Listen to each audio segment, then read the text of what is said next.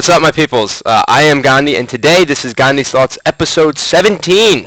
We've come so far in such a short time, and I love doing these because it feels really personal with you. Now, first and foremost, I know I threw it up to the people as to what they wanted to be discussed today, and everyone. There was a couple here and there that I decided to pick, but the main one was, the X marker. And I'm going to explain to you the reason why I'm not talking about the X marker today. So the reason I'm not talking about the X marker is I've never been a person to cast a stone right away at something. It's never how I've done things. I normally give it at least, a day or two or three, which is still short, right? It's very, very short.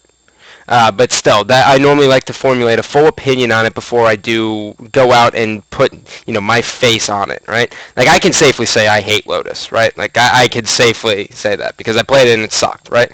But I need a full day of playing with the X before I even, make any, accurate accusations on it, right? And the main reason is because I was one of and the reason this happened was I saw a countless amount of people throw a stone directly at BR Start at the beginning of Halo 4. Myself included, but not for the fact that it was BR Start, but because I thought that it would divide the community more. But now look at it. BR Start is literally the face of competitive play. So eventually over time you get used to things, and that's why I don't want to talk about, I don't want to do this episode and be like, oh my god, it fades away too fast, or oh, what were they thinking? And then, down the road I'm like, dude, this thing's amazing. It may be better than the Halo 2 marker, right? Like that is what I'm exactly trying to avoid. So what am I going to talk about today? The first thing I'm going to talk about today, and I'm going to bring up the tweet here as soon as I can find it, is the second topic I will be talking about is from Kyle Major, who asked me how to get past a skill plateau. It's a fantastic question, and I got a lot of reasons for that, or not reasons for it, but I got a lot of ways to get through it. And the second one, which is going to be the first thing I'm talking about, I really did that backwards, didn't I? Oh, well, what can you do? Is how do you prevent the pressure of a tournament match from turning your hands into pig iron shovels? First off, I have no idea what a pig iron shovel is, or where you even came up with that, bro. But let me talk a little bit about visualization and how important it is for any and everything. So the art of visualizing is imperative to achieve anything, right? Like, a lot of people need to realize, like, by just simply visualizing success, they have a much better chance of getting it. But it's, for whatever reason, it's innate in us to only think about when we're going to fail. So let's say they're running the flag and you have sniper, right? And you're in a position where you can kill them. But you get all antsy, right? And you're like, oh my god, it's all on me. If I don't hit these shots, oh my god, my teammates are gonna yell at me. It's gonna be all my fault. Oh my god, right? Like, these are the thoughts that happen. And now what happens is when you go to a tournament, you're gonna have those same thoughts, right? But instead of it just being on your teammates and you throwing the game and losing, you're thinking about the people behind you watching it. Or if it's on main stage, you're thinking about all the viewers watching you. You're thinking about all the crowd. You're thinking about what the casters are going to say, what, your opposition is going to think, what your teammates are going to think as soon as this game is done, right? And that's a lot to work yourself up over with, right? You're sitting there and you're all flustered and you're like, you get nervous, and that's when you see a lot of people start cracking under pressure. And that's why so many people put emphasis on, like, oh, well, it wasn't a main stage. Who cares? On main stage, you would get destroyed. And I've seen it time and time again with a lot of big-name players where they just could never, ever, ever show up on main stage. And that's like, how? Like, I always did... Oh, wow, I gotta have autofocus, huh? I always did better. I always did better on main stage. And the reason isn't because, I was the best player, right? It's not because of that. The reason is because I was able to visualize success more than I was able to visualize failure. And it's very simple here. You have to understand. You have to start to change your mindset a lot. You no longer can look at it as... This is how I approach it, right? If you're on main stage or you're playing a tournament and you're at the tournament, The big thing here is that you're here to make your presence known. You're here to make your name. You want your name to echo throughout the ages of the Halo games, and the only way you can do that is if you're clutch, if you're hitting the big plays, if you win, if you put on a big show, whatever your forte is, right? Like if you get if you take the best routes with the flag, if you stop as many flag caps as humanly possible, which goes back to being clutch. These are kind of how you start to build a reputation for your own name. Hit the big snipes, out BR people, always challenging, best long range, these things, right? And so what you do is instead of visualizing failure, you simply take a step back and you say, what would happen if I win? Like if I stop this flag, what are people gonna do? And you get this like crazy manic high from it, right? And it's an adrenaline rush that a lot of people have experienced, and that's why people still to this day are competing, right? Like it's that rush. And so what happens is you go, what happens if I get this double kill with the sniper, right? And then you visualize it in your head for a split second. And you see it happening, and then you put yourself in the position, and you kill the flag guy, and then you brain the guy coming next to you, right? And the crowd goes, oh! And the fucking caster's like, oh my god, that is insane, right? And they're like, I can't believe he has this in him. And now you are slowly becoming a legend, right? And the amazing thing about that is you run on this high, and then you start heating up, and you keep getting better. Now, so how does this make you not have pig iron shovels? It's simple. You have to start, expecting, to succeed at all times. Expecting failure is never going to happen.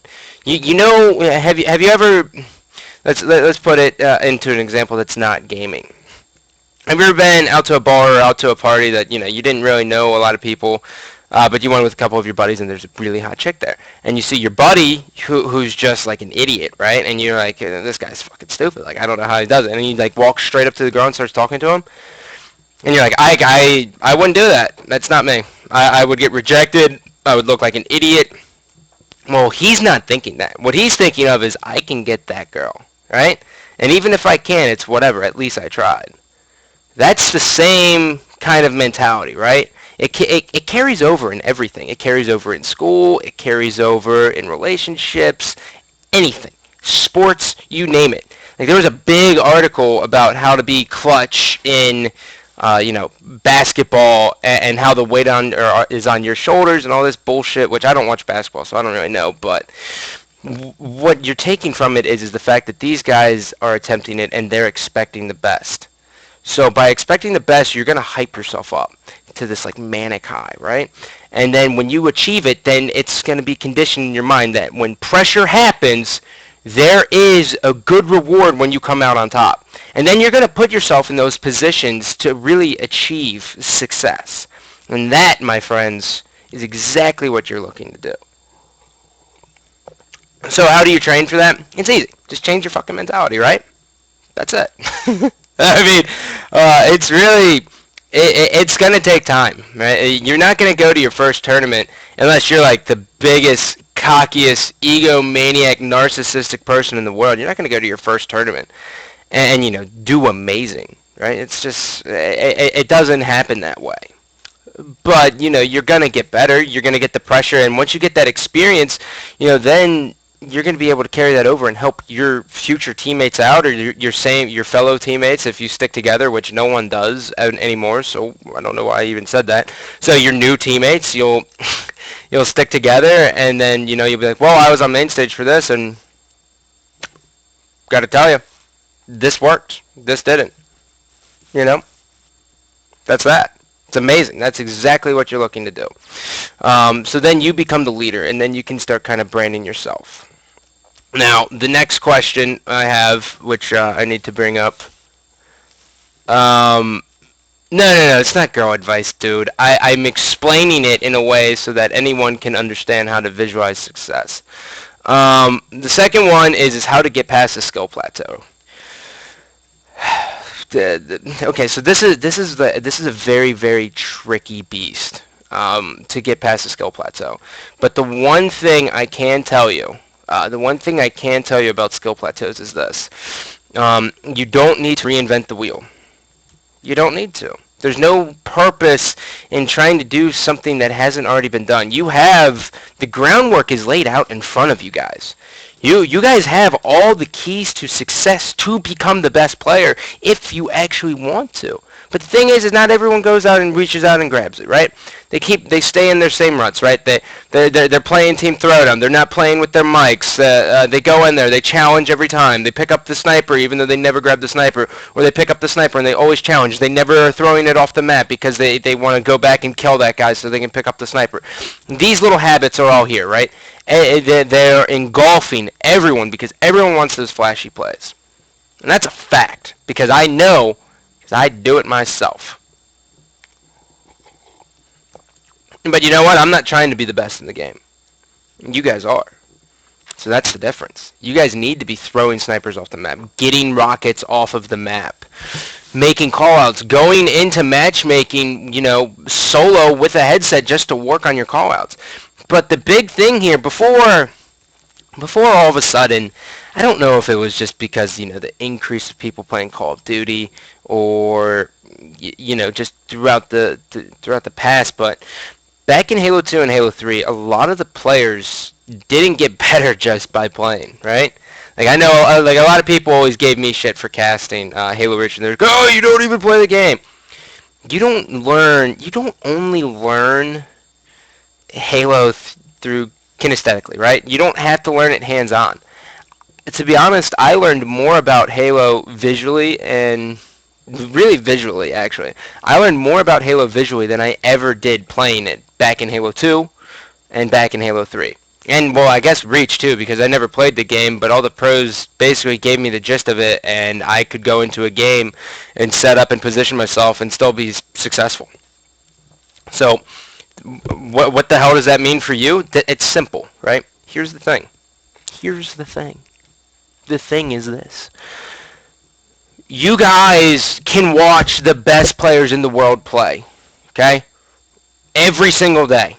Every day you have the capability of watching that. You can watch, Formal, Snipe Down, Ninja, Flame Sword. You can watch all of these guys at all times. I never had that luxury in Halo 1, ever. I could only play against them. And then when a tournament was done, it would get uploaded, and then I could watch it. Oh, sweet. That's going to help me a lot. Right? No. It did, but the problem is I'm behind by 3 events. I was behind by 3 events, because it's 3 months of practicing up for that event, and then it's another 3 months for event. So by the time from event 1 to event 2, the meta of the game is completely different. So I'm playing, meta 1, and they're on meta 2. What the you guys are so spoiled, but you guys never take advantage of it. And so why is this important? I'll tell you why. You can watch and learn from the best, period, right now. And you don't. Some of you don't.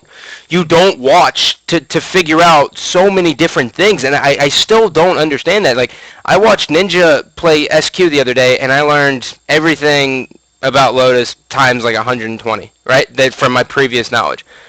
I know routes. I know where to position myself. I know, well, obviously I know rocket times, but I know where to go, right? Same with Station 9, same with Splash, right? These are the things that you guys need to be learning. When you're watching a pro player scrim, you shouldn't be watching it just to be well, let's see if this guy is any fucking good. What a trash can. Oh my god, who goes for that sniper? Oh, what an idiot. That's not what you should be doing. If they are scrimming in a 4v4 setting, which, Pulse Ambush and Status Quo and Warriors have been doing a lot recently, which has been really nice for the community, you should be looking at a couple things. The first thing you should be looking at is positioning. I always recommend people to watch players who play similarly to them. If you're an objective player, you're not going to benefit a lot from watching Ninja because he grabs sniper. He's kind of a slayer, even though he does run flags because everyone has to, technically everyone has to do everything, right? But, there are going to be those people who pick up the sniper. There are going to be those people who mainly never get any power weapons, but they are constantly pushing on the base, right? There is that. There is. And that's a fact. But I always tell people to watch people who play close to them. You know, if they're if you're a replica of them, watch them play and notice three things. Number one, positioning. And what I mean by positioning is not necessarily, if you know rudimentary Halo, you're going to know positioning, and you're going to know, like, when things are going well, you're going to know, like, where to set up. You're going to know what angles to take. You're going to know, that little stuff. But what you don't know, what a lot of people don't know, is where they go to get out of getting spawn fucked. Where they go when all four die. Where they go when it's a 2v2 situation. Where they go when it's a 3v3 or 3v2 or a 4v1. When they're the last guy alive, what do they do? How do they stay alive? What tricks do they use? What ordnance drops do they use? In what scenario? Sometimes do they run, hard light shield? In this scenario? Was there a reason for it? These are the things you should be asking yourself so you can actually get better. You don't just watch them just for like entertainment, and I know some of you do, but if you want to get better, you don't do that. You watch them to pick up on what you can. So, number one, positioning. Where they are when they're in a 4v3, a 4v2, a 3v2, any one of those when they're down. What happens when all four of them die? Where does he go when he comes off the respawn? That is what you should be asking yourself. The second thing, this one's a little bit different because I wouldn't recommend, everyone to watch every pro stream here, but you got to listen to communication, right? Like, there's a lot of people who have no idea how to communicate, and communication's so key in Halo, because essentially you're painting an image for your teammates. You're making a mental picture in your teammates' heads, right? So if your call-outs suck, if you're the guy who's like, top red, top middle, it's one shot top middle, and then you start getting fucked and you start whining like this little bitch, you're just like, oh my god, one shot red street. Go to hell, right? Like, I don't want anything to do with you ever, period, ever, / / go to hell.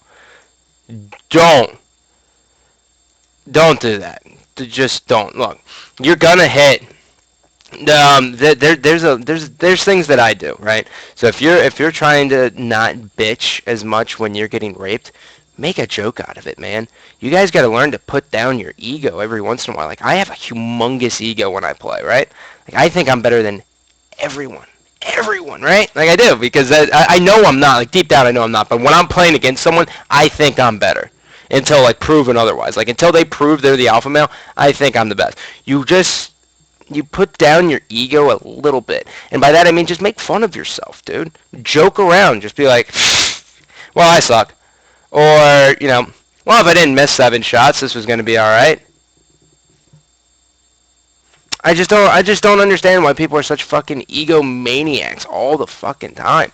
Like, you're never going to win 100% of your battles, ever. Not unless, you're Ogre 1 and Ogre 2 and Halo 1. And even still, they didn't fucking win it, and they were by far the best players ever. So who the fuck are you to get mad and start whining? And also, do not watch Ogre 2 ever in Halo, because he was a whiner. The ogres were whiners. They whined a lot. So don't listen to them. They're whiners. They are fucking whiners. But so you should be listening to callouts, and the callouts are a lot different from a pro level to an AM level, and I've already talked about it a little bit, but specifics. You want to keep it like 2 to 3 syllables in length, as Ghost Ayami always says. And Ghost has a different view on it, and I'm sure he's much more experienced with it than I. But for me, I just like to tell people the direction they're going. So if there's a guy top red, I'll say top red going to top middle. That's the perfect mental image in your head. Done. Period. Boom. That's it. Instead of just top red, and then your teammates are like, okay, well, he's red side of the map, that's whatever. And if you say top red going to top middle, your teammate knows, okay, he's going top middle. That's easy enough for me. So specifics really, really help with that. Hey, Tom. How you doing, buddy? If that is Tom, I don't trust him for a fucking second. Um, I don't think that's him. And even if it is, well, cheers, buddy. The third thing I would say you have to be looking for when watching a stream is angles. It is very, very important to notice what angles pros are taking given the situation. When they're caught in awful positions, notice how they move things, right? Like if someone has elevation, very rarely do you see someone like let's say there's a guy top closed and I'm on bottom closed, and I'm coming up and I'm on the little plat. So like here's the ramp. Wait, here's the ramp that goes up to close. I'm here, right? The guy's here at the like the plexiglass looking thing. If there's a guy there and I'm in a fight with him, I'm not gonna jump to try to hit him, right? I'm gonna have to. He has advantage. He has elevation, right? So what I'm gonna do is I'm gonna try to take that away. And since everyone plays bumper jumper, everyone's going to fucking jump. Everyone is going to jump, so you just have to expect that.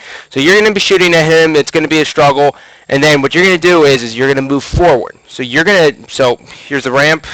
I'm trying to get this here. It's fucking really hard looking at this. Here's the ramp up. He's up here. I'm down here. I'm going to run downward.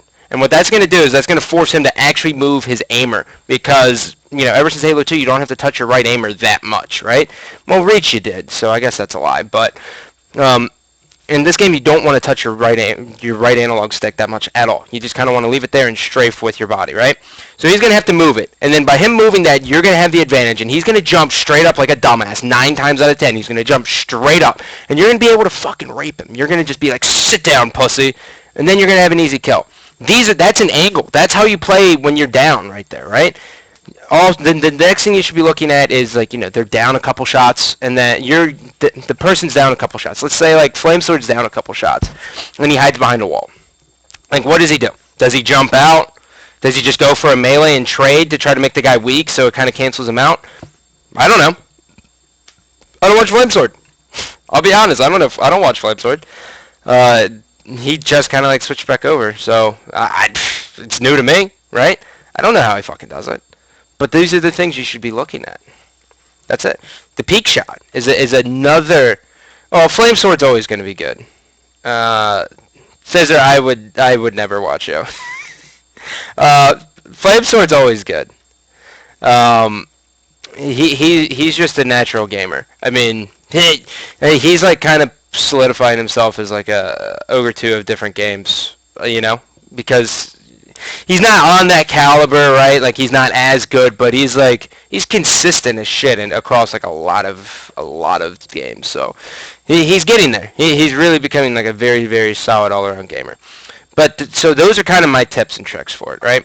So when you're watching a stream, yeah, Def. That's funny. That's really funny.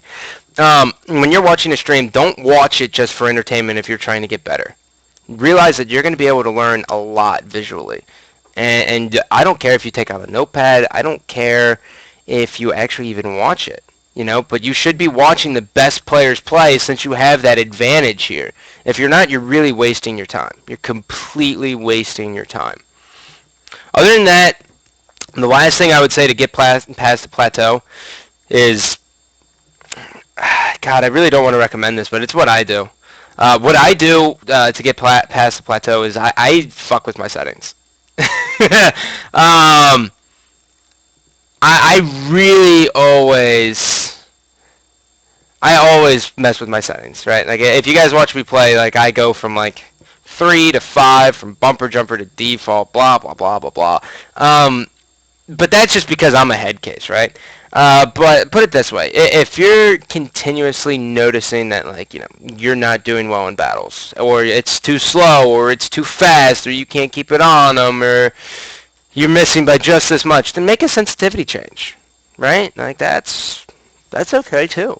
If the worst comes to worst is that let's say you normally play 4 sensitivity, right? And you're like, you know what, man, it's feels too fast for me. I don't get it. Here's the trick, right? If your sensitivity feels fast for you and you don't want And you want to stay at that sensitivity, right? But you're like, what? You wake up and you're like, oh man, I do not feel good playing this game today, ever, right? You go like this. You say, wait, the best thing I could do is lower my sense. Wrong! You don't lower your fucking sense. Slap, slap, slap, right? Just every time you think about lowering your sense when your sense is too fast and you want to stay on that sensitivity, just think of me slapping you in the face 3 times, telling you you're stupid, right? Don't do that. Do not do that. Don't do that. It's retarded. Go up a sense. If you want to play 4 cents and 4 feels too fast, play 5. 5's going to feel super fast. Super fast. If 4 feels fast to you, 5's going to feel ridiculous, right? And play a little bit. Play like 5 minutes of 5 cents and just, have your whirlwind BRs. Have getting outshot for 5 minutes. You're like, oh my god, damn it, I'm going to lose my mind, right? But then when you go back down to 4, you're going to be hitting those shots, right? Because it's not going to be as fast. You're just going to be like, right? That was the Gandhi hop. You're going to be able to hit those shots. So if it feels fast, go up and then bring it back down. But, individual skill-wise, a lot of people actually have really good shots, but the problem is positioning, which, again, you're going to learn from playing the best, or watching the best of the best. Of course, you're going to learn from playing against the best, but that's goes without saying. You're going to have to learn.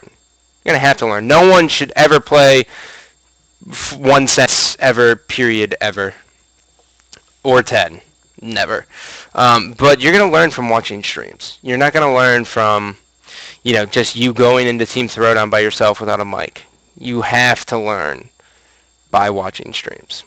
So, instead of just trying to bitch, instead of just sitting around and complaining about, oh, I never play good people, I don't get how to get better, my life is so hard. Reach up your skirt, grab your testicles. If you're a woman, reach up your skirt, grab your ovaries, and become fucking good. You have all the tools right here. Perfect. You have streams. You know how to get better. The last thing I always recommend people to do is watch their own gameplay. At the end of the day, end of the week, whatever, it doesn't matter, watch your own gameplay. And that's going to do a lot of things, right? If you're watching streams and you're playing and, you're doing everything right, you're going to pick a game where it's like, you did okay, right? So then you watch that and you're like, oh, god damn it, dude. I didn't do well, right? And watch it and figure out what you personally did wrong. And as soon as you figure out what you did wrong, then you're going to be good to go. Right? Because then you're going to be like, oh, I don't know why I challenged that. I really have to stop challenging this long-range battle. Very few of us have the ability of being able to look at themselves and critique themselves while playing the game. I can do it because I've been around Halo for 11 years now. I know I'm challenging too much. I personally know that I challenge way too fucking much. But you know what? I'm just having fun. I'm not trying to be the best, again. But I can call myself out on that. A lot of people don't realize that. So watch your own gameplay, watch streams, and you're going to be on your way to feeling a little bit successful. You're going to get past that plateau. Knowledge is power, all right? That's what you guys all need to remember. Now, to wrap this up, again, thinking back to how to make your hands not feel like pig iron shovels at events, visualize success. Start visualizing you destroying the other team. Start visualizing yourself winning the event. Start visualizing everything. The power of thought is crazy. There's actually a science devoted to the power of thought called noetic science. They believe that thoughts contain mass which have the ability to alter an event. That is fucking mind-blowing. And you guys are sitting here doubting yourselves, which is, if they're true, if they're accurate, well, then fuck. You're fighting an uphill battle and it's a waste of time. Now that is fucking crazy. That's going to do it for me on Gandhi's Thoughts here. Remember, think positively, visualize yourself actually winning battles. Second thing, watch streams. Don't watch them just for entertainment. Watch them for 1, to get better. 2, to notice their positioning. 3, their callouts. I forget what 4 was, but whatever. You guys remember it, just rewatch it because I forgot how to wrap it up. Other than that, thank you guys for watching. It's going to go up on YouTube. Love you. See you, peoples. I'll be streaming all day. Woo!